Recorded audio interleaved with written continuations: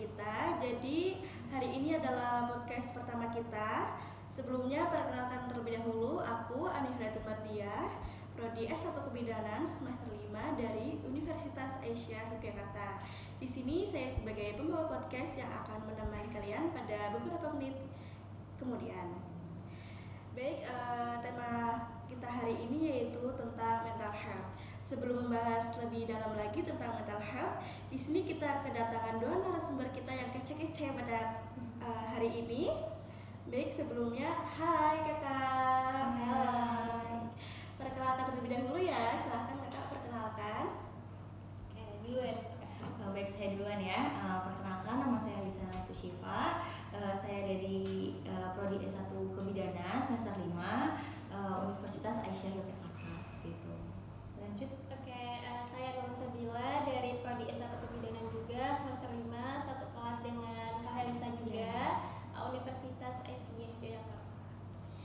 Baik, di sini kita kedatangan dua narasumber yaitu Kak Helisa dan Kak Nurul. Kebetulan di sini sama-sama semester 5 ya Kak ya. Baik, sebelum membahas tentang tema kita pada hari ini, gimana kabar kalian Kak hari ini? Cuaca di Jogja sekarang kan agak berubah-berubah ya Kak ya, dari yang ke tiba-tiba hujan, tiba-tiba panas, itu bisa efek di tubuh kita, apalagi tubuh kita yang sekarang kurang fit ini karena efek perubahan cuaca yang terlalu begitu cepat, kadang-kadang panas, kadang-kadang hujan gitu. Gimana Kak kabar kalian hari ini? Kak Nurul gimana kabarnya? Oke, kabar saya alhamdulillahirobbilalamin. Alhamdulillah sehat ya Mbak. Sudah bisa hadir pada podcast hari ini yang membahas mental health yang sangat luar biasa. Oke, selanjutnya Kak Helisa. Alhamdulillah kabar saya baik juga seperti itu. Karena Jogja tuh cuacanya lagi berubah ya, jadi kita harus bener-bener nih ngejaga daya tahan tubuh kita, seperti minum vitamin, jangan lupa ya. Untuk teman-teman semua jangan lupa jaga kesehatan, jangan lupa minum vitamin, seperti itu. Seperti itu aja Mali. Baik, sehat selalu ya. Untuk teman-teman juga sehat selalu, jaga kesehatan dan stay safe juga ya. Baik, kita lanjut ke materinya langsung kali ya. Materi kita hari ini yaitu tentang mental health. Baik. Menurut kalian, yang kalian ketahui tentang mental health itu apa sih? Menurut Kak Nurul gimana? Oke, menurut saya tentang mental health itu suatu masalah yang dihadapi oleh seseorang sehingga seseorang itu dapat mengalami kesehatan mental health atau gangguan dalam dirinya sendiri sehingga akan berdampak pada dirinya yaitu depresi yang berlebihan, kemudian akan mudah marah juga ya, terus kemudian akan kepikiran terus atas masalahnya tersebut, seperti itu. Baik, seperti itu. Untuk menurut Kak Halisa sendiri gimana? Jadi mental health itu di mana kesehatan mental seseorang itu dipengaruhi oleh peristiwa-peristiwa dalam kehidupan seperti itu yang meninggalkan dampak yang besar pada kepribadian dan perilaku seseorang seperti itu ya. Apa sih peristiwa itu tuh? Peristiwa itu tuh dapat seperti kekerasan dalam rumah tangga, pelecehan seksual, terus bullying seperti itu, terus seperti stres yang berkepanjangan seperti itu ya. Nah, kalau kesehatan mental sendiri itu terganggu, itu tuh bakal menimbulkan mental health yang lain seperti itu, atau gangguan mental yang lain seperti itu. Jadi intinya di sini mental health itu kesehatan mental kita ya. Bagaimana kita kuat enggaknya dalam menghadapi mental health itu bisa. Kan mental health itu bisa berdampak dari yang ringan, bisa juga yang berat seperti itu ya. Bagaimana tergantung ketahanan mental kita sendiri seperti itu. Baik. Untuk sekarang pertanyaan berikutnya yaitu di era sekarang, di isu yang zaman sekarang ini, yang remaja itu kan kita banyak mengalami stres dan depresi tuh, terutama kita sebagai mahasiswa, kita stres depresi karena tugas, kejar tugas, inilah hal yang dapat mengganggu mental health seseorang. Menurut pengalaman Kak Nurul sendiri itu bagaimana sih? Oke, menurut saya tentang seseorang yang stres karena deadline tugas yang banyak itu menurut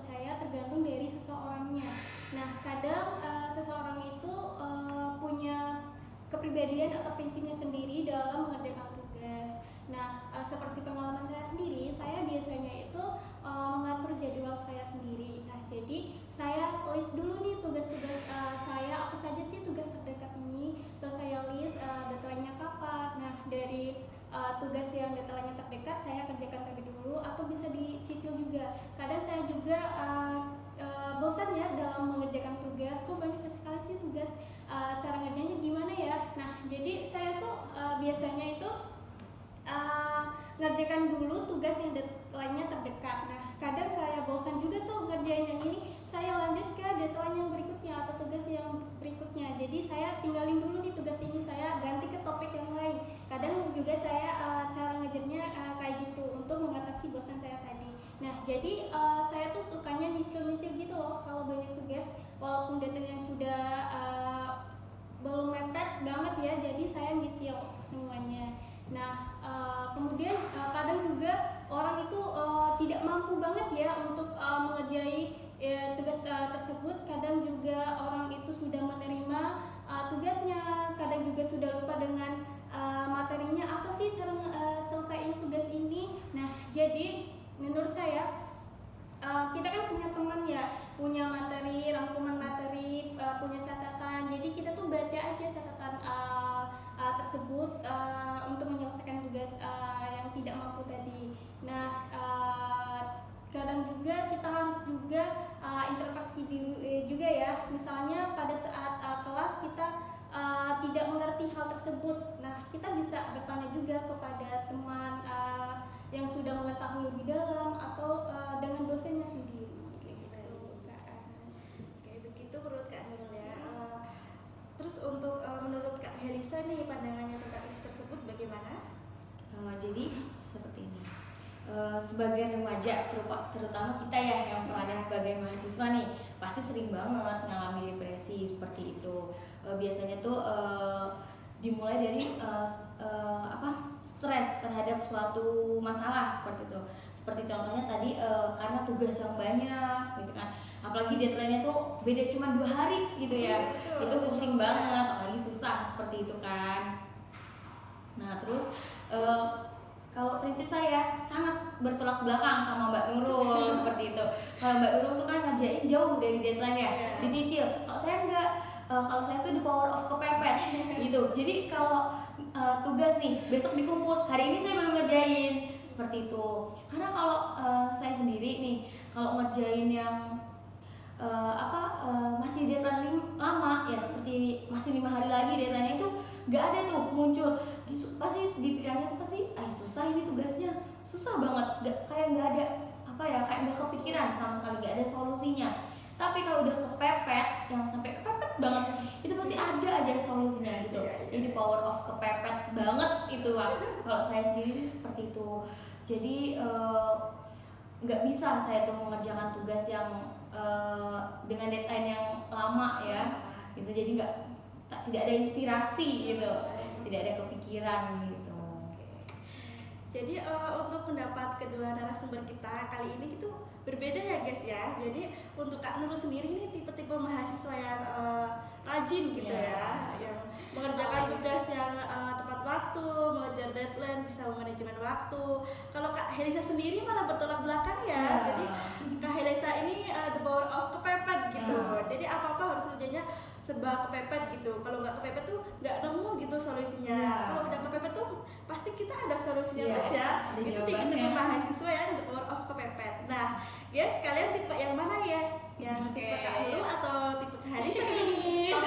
Tapi ingat ya guys, tipe-tipe kayak gini tuh tapi bisa nyelesain tugas. Jadi kalian sendiri yang tahu mental kamu, cara ngatasi masalah tersebut, cara ngatasi tugas tersebut. Nah, tipe-tipe yang berbeda itu tapi bisa terselesaikan juga ya, tetap bisa mengatasi masalah tersebut karena kalian sendiri yang tahu mental sendiri, cara mengatasi sendiri, prinsip sendiri. Jadi kalian juga yang mengaturnya gitu. Baik, walaupun caranya berbeda-beda, tetapi kalian juga bisa menyelesaikan tugas itu tersendiri. Betul. Baik. Untuk pertanyaan selanjutnya, ini masih di era sekarang. Remaja sekarang itu kan pada pegang TikTok TikTok nih ya. Iya. Banyak nih tren-tren TikTok yang perbucinan lah gitu, tentang percintaan gitu. Menurut kakak Nurul dan kak Helisa nih, ada kaitannya nggak sih tentang mental health, tentang percintaan, perbucinan itu? Menurut kak Helisa sendiri? Jadi tergantung ya Mbak ya. Jadi kalau di relationship atau di suatu hubungan itu saling mendukung, nah itu sebenarnya baik mungkin ya. Tapi gak ada ya hubungan yang selalu baik, pasti ada aja di hubungan itu ada masalahnya seperti itu. Nah kadang itu kalau emang dia berada di hubungan yang baik, seperti contohnya mengerjakan tugas bareng nih, yuk kita ke kafe yuk ngerjain tugas bareng. Nah itu mungkin bisa membantu ya secara kita sebagai mahasiswa, kayak kita ngerjain tugas bareng gitu di suatu hubungan, mungkin itu baik ya, tidak mengganggu perkuliahan, bahkan ada support system lah ya kalau zaman sekarang bilangnya itu. Nah itu mungkin tidak akan mengganggu untuk sebuah kesehatan mental seperti itu ya. Namun kadang ada hubungan yang toxic relationship seperti itu, mungkin dia tuh seperti kita tuh mau berorganisasi, mau bertemu seseorang mungkin, tapi si cowoknya ini nggak boleh, kamu nggak boleh ketemu sama cowok, kamu nggak boleh nih bertemu sama cowok gitu, karena aku nggak suka gitu. Padahal niat kita itu bukan untuk genit atau seperti itu. Padahal niat kita mencari relasi ya. Sebagai mahasiswa kan kita butuh relasi yang banyak ya, butuh relasi yang luas seperti itu. Tapi kalau menurut aku sih, kalau yang seperti itu mungkin akan mengganggu kesehatan mental ya, karena mungkin kitanya sendiri kayak, iya aku tuh mau belajar sama si ini gitu, karena dia pintar nih, relasinya luas gitu. Tapi karena cowok kita kayak nggak mendukung, yang bertolak belakang dengan kita, mungkin itu akan mengganggu sih untuk kesehatan mental seperti itu. Baik, itu menurut kak Helisa ya. Baik, untuk selanjutnya menurut kak Nurul nih gimana? Oke, baik, menurut saya sendiri betul apa yang dikatakan sama Kak Helisa, karena zaman sekarang juga tuh tingkat kebucinannya itu tinggi banget ya. Nah, jadi kita tuh tidak bisa mengendalikan diri kita sendiri karena sudah cinta banget. Nah, jadi kita sebagai mahasiswa juga harus tahu prioritas kita itu apa. Nah, jadi secara anak rantau ya, karena kita sudah diberikan tanggung jawab oleh orang tua, diberikan kepercayaan oleh orang tua, kita harus menjaga itu. Nah, jadi kita tuh harus bisa prioritaskan mana yang lebih dahulu. Nah, untung-untung ya dapat pacar yang bisa membantu kita dalam hal akademik. Tapi kalau dapat yang toksik kayak dibilang tadi, itu dapat keganggu banget gitu loh, apalagi nilai kita juga akan turun nantinya. Dan seseorang juga mentalnya juga tentang percintaan itu berbeda-beda. Nah, jadi kita tuh sebagai remaja ya, karena hormon juga sudah meningkat untuk mau punya kekasih. Nah, jadi kita tuh harus tetap menjaga harga diri kita sendiri. Harus tahu batasan-batasan kita sendiri. Nah, dan juga kita juga harus tetap berada di lingkungan yang aman gitu loh. Dan juga tadi juga tentang organisasi juga ya. Nah, kadang di organisasi itu tuh kita apa yang dipikirkan oleh kekasih kita sama yang kita itu berbeda gitu loh. Jadi akan berpengaruh opini-opini antara kita sama pacar kita. Nah, jadi hal tersebut tuh harus kita selesaikan dulu juga sama pacar kita. Mungkin pacar kita juga kita tidak tahu ya, karena khawatirnya kepada kita. Jadi kita harus juga berperilaku baik juga kepada pacar kita, harus memberikan juga pemahaman kita tentang berorganisasi itu. Karena semua kekasih juga kan mau yang hal terbaik ya sesama kekasihnya. Jadi kita juga harus memberikan pemahaman juga tentang hal tersebut agar bisa tidak stres memikirkan hal masalah tersebut begitu. Baik. Jadi di sini kalian harus pintar-pintar milih pasangan ya. Mana Betul. yang baik, mana yang enggak. Apalagi kita mahasiswa harus pintar-pintar nih. Kalau bisa sih harus bisa membantu nih tugas-tugas kita biar cepat selesai. Biar ada untungnya juga kan kita punya pasangan, nggak cuma yang setiap hari bucin lah, setiap hari sleep call gitu. gitu, nggak ada untungnya juga sih. Betul. Baik, kemudian pertanyaan berikutnya ini, untuk percintaan tersebut kan dapat mempengaruhi nilai buruk nih. Hal tersebut dari pribadinya kita, juga dari pribadi pasangan juga. Nah, untuk Kak Nurul nih, solusi untuk menghadapinya adanya mental health dari dampak buruk, nilai buruk yang nilai kita semakin turun karena hal tersebut itu bagaimana? Oke, tadi berkaitan juga sama masalah percintaan ya. Jadi nilai kita turun itu sebenarnya percintaan itu ada sisi negatif positifnya seperti yang kita jelaskan tadi. Nah, jadi kadang yang jadi masalah itu kita tuh sudah berusaha sekuat kita, semungkin kita, sebisa kita, tetapi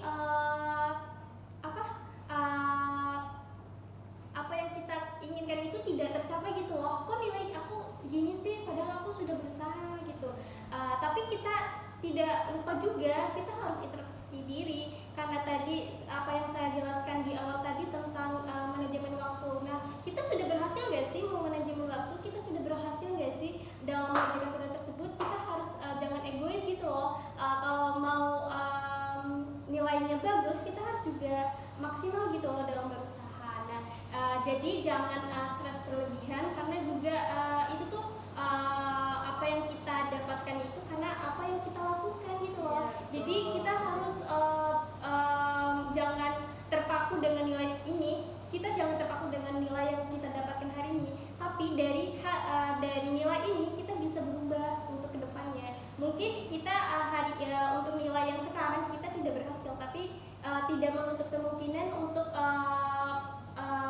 nilai yang berikutnya kita dapat berhasil gitu loh. Jadi kita harus introspeksi diri, mana yang harus kita perbaiki, kita harus evaluasi diri. Nah, agar nilai atau yang kita usahakan lagi itu bisa sesuai dengan harapan kita gitu.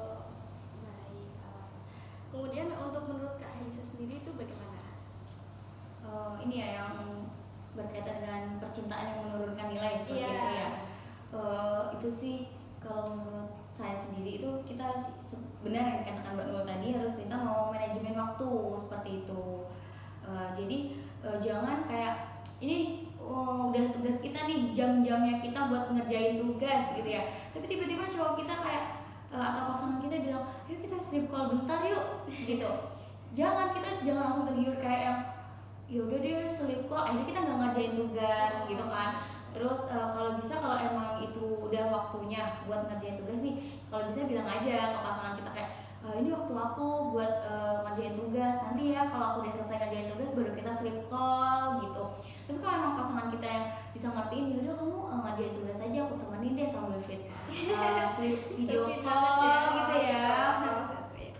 Nah itu mungkin tidak akan mengganggu untuk nilai seperti itu ya. Tapi seperti tadi yang saya bilang, bersama-sama buat ngerjain tugas gitu ya, atau minta temenin ayo deh kita ke kafe yuk gitu, kita ngerjain tugas yuk gitu, aku lagi banyak tugas nih gitu. Kadang menambah semangat gitu Iya, karena sudah ditemenin gitu.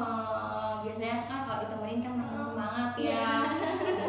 Mungkin bisa ditanya kayak bagusnya yang mana nih, kayak sebenarnya kita mencari jurnal atau artikel gitu ya, bagusnya yang mana, kita kan bisa meminta solusi gitu. Nah kalau kita nggak pinter buat memanajemen waktu atau membuat hubungan itu ke arah yang baik, mungkin itu bisa mempengaruhi sih untuk kayak nilai kita bisa turun seperti itu. Karena kita udah diberi kepercayaan ya, yang Mbak Nur bilang tadi, karena tujuan kita utama ke Jogja itu untuk kuliah seperti itu. Jadi yang diprioritaskan adalah kuliah, terus kuliahnya seperti itu. Untuk hubungan itu mungkin ya buat support system, mungkin ya buat temen healing di Jogja seperti itu. Jadi menurut saya sih itu. Jadi kalau di masalah percintaan itu jangan terlalu dalam ya. Ingat ya teman-teman, kalau dalam masalah percintaan itu jangan terlalu dalam. Takutnya nanti membuat efek buruk pada perkuliahan kita.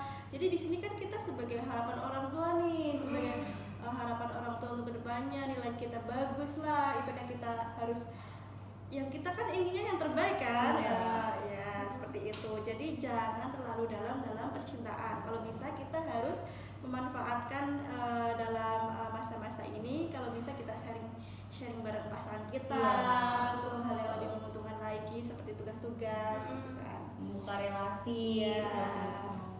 Seperti itu. Terus kemudian kita lanjut nih untuk pertanyaan berikutnya.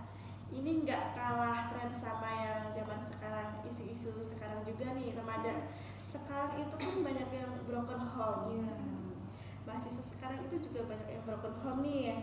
Anak broken home apa ada kaitannya dengan mental health juga? Menurut Kak Nurul bagaimana? Oke, menurut saya tentang broken home itu sangat berpengaruh ya di mental kita, karena keluarga ya, namanya keluarga itu kan dekat banget sama kita ya. Kita ada masalah sedikit tentang keluarga, kita langsung ke bawah-bawah kepikiran terus-menerus. Nah, jadi sangat berpengaruh tentang mental health kita, kadang juga berpengaruh dengan akademis kita sekarang. Nah, jadi menurut saya tentang mental health yang broken home ini, kita harus orang tua juga tuh kadang nggak mau juga cerita tentang broken home-nya itu. Jadi dia tuh dari orang tuanya juga harus mengatasi hal tersebut, karena sudah tahu anaknya mungkin ke bawah kepikiran karena sudah lama bawa-bawa keluarga. Jadi dari orang tuanya juga tuh harus menjaga juga gitu loh, harus tahu juga anaknya nih bagaimana gitu loh mentalnya, kalau tahu sudah broken home kayak gimana gitu. Nah, kemudian juga untuk anak kita yang sudah broken home ya, sudah lama mungkin ya. Nah, tidak menutup kemungkinan mungkin orang tersebut akan pengen juga gitu loh kayak keluarga yang lainnya. Cemara ya. Cemara gitu. Tapi kan sudah takdirnya dia ya, mau kayak gimana lagi. Nah, jadi orang-orang yang broken home itu anak yang dari broken home itu mungkin bisa apa ya, kayak healing aja nggak sih, kayak ya udah terima aja takdirnya, mungkin dia tuh ikhlas ya. Ikhlas aja, ini mungkin udah takdirnya dia. Dan juga untuk mengatasi hal tersebut agar tidak depresi ya mungkin gimana ya, mungkin lebih dekat aja sama keluarga, antara keluarga ibu sama bapak ya dekat aja mungkin, walaupun mereka sudah tidak dekat lagi antara hubungan ibu sama bapaknya, tapi setidaknya anaknya ini bisa berhubungan baik antara kedua orang tuanya gitu loh. Dan juga nanti mungkin anak ini juga bisa bisa mengerti juga keadaan orang tuanya yang nggak mungkin orang tuanya berpisah mungkin karena ada masalah yang serius ya. Jadi sebagai anak juga jangan egois gitu. Kita harus benar-benar siap dengan apa yang terjadi untuk sekarang, yang dia alami sekarang gitu kan. Nah, kemudian untuk menurut Kak Helisa sendiri bagaimana? Baik, karena kebetulan di sini saya anak broken home ya, jadi saya berbicara di sisi saya seperti itu. Karena mungkin iya itu sangat mempengaruhi sih untuk kesehatan mental anak broken home. Karena pertama kita tuh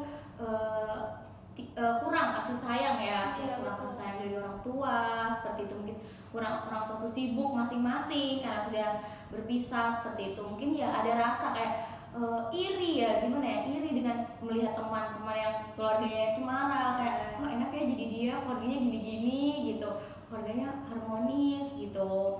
Nah sedangkan aku kayak gini gitu, gimana sih ya Allah, kayak ngerasa nggak adil ya, aku tuh nggak adil gitu.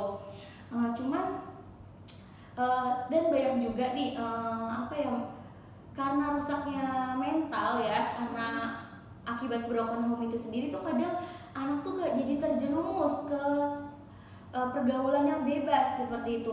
Kayak contohnya mungkin minum alkohol, pulang malam, mungkin bisa dugem karena dia pikir kayak udah orang tua aku aja gak perhatian sama aku, suka aku dong gitu kan. Nah terus sebagai pengalaman saya juga anak broken home tuh kadang tuh kayak yang bikin ngedown lagi tuh ada dibilang kayak anak broken home mana bisa sukses gitu kan. Orang tuanya aja kayak gitu, terus kayak dibilang juga kayak takut nikah sama anak broken home kan, buah jatuh tidak jauh dari pohonnya gitu kan, takutnya nanti juga kayak gitu. Nah itu tuh malah itu tuh harusnya kita jadiin semangat gitu, Iya. jangan jadiin kita tuh malah sebagai bahan dia jatuh gitu. malah jangan membuat kita orang kok bilang aku gini udah aku makin menjadi nih nakalnya gitu, jangan kayak gitu. Nah malah kita tuh kayak orang bilang anak broken home mana bisa sukses gitu, itu malah kita jadiin kita tuh harus semangat buat kuliah, semangat buat ngejalanin Sebagai motivasi ya. sebagai motivasi ngejalanin hari-hari dengan Kita semangat. buktikan. Buktikan ke orang yang ngomong itu kalau anak broken home tuh bisa sukses Iya. gitu, nggak seperti yang mereka pikirkan seperti itu. Jadi sebenarnya kita tuh harus benar-benar yang pintar ya, mungkin kesehatan mental atau depresi seseorang tuh berbeda ya, seperti itu. Jadi kita tidak boleh menyalahkan mungkin dengan cara dia melupakan masalah keluarga dengan mungkin dugem atau anak zaman sekarang lah ya. Iya. Seperti itu mungkin itulah mereka dengan minum alkohol mungkin mereka bisa menghilangkan beban stres seperti itu. Tapi kan banyak nih cara yang lebih baik Positif. ya, yang positif yang bisa kita lakukan yang lebih baik untuk kehidupan kita seperti itu. Jadi kalau bisa sebagai kalian teman-teman yang anak broken home, kalau emang kalian ada yang bilang broken home gak bisa sukses, jangan ngedon, jangan malah ya aku dibilang gitu sih gitu. Malah kalau bisa tuh buktiin gitu. Yeah. Walaupun kita nggak dapet nih dukungan dari keluarga ya, dukungan dari keluarga mungkin tidak mendukung, ya udah kita masih punya diri kita sendiri nih buat ngedukung diri kita gitu. Tapi orang tua tuh nggak mungkin lah menghapus peran dia sebagai orang tua walaupun sudah bercerai ya, seperti itu. Baik. Jadi di sini pendapatnya ada kesamaan juga ya menurut pendapat tema hari ini. Jadi kebetulan saya juga anak broken home nih. Jadi saya juga mengalami itu. Saya juga ada kesamaan dengan Kak Helisa juga tadi kan, sebagai anak broken home itu sumpah itu gangguannya sangat mental health-nya itu sangat terganggu sekali. Apalagi karena orang tua itu kan dukungan pertama ya untuk anak-anaknya, malah justru mereka yang merusak mental kita gitu kan. Jadi di sini walaupun kita anak broken home kita tetap semangat. Itu juga orang tua kita pasti juga mereka menjalani kewajibannya sebagai orang tua terhadap anak juga kan. Kita sebagai anak juga tetap taat dan hormat kepada orang tua. Baik, untuk teman-teman sekalian mungkin sekian untuk podcast hari ini. Kita kan sudah membahas nih semua tentang podcast hari ini. Mungkin ada yang ditambahkan? Oke, saya mau nambahin karena teman-temanku berdua ini broken home ya, jadi aku tuh ya kayak ya Allah gitu ya gitu, karena aku nggak ngerasain hal tersebut tapi aku bisa ngerasain perasaan kalian. Nah jadi teman-teman kalian lihatlah teman-temanku ini yang broken home ini bisa langkah sejauh ini ya.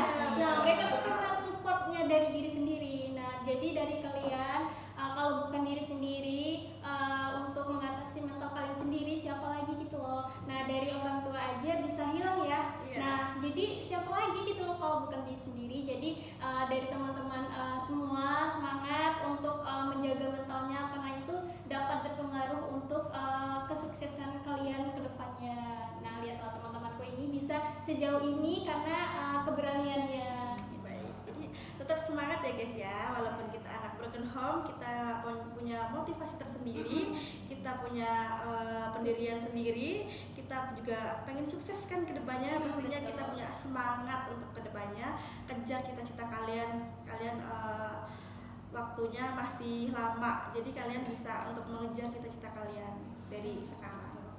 Baik.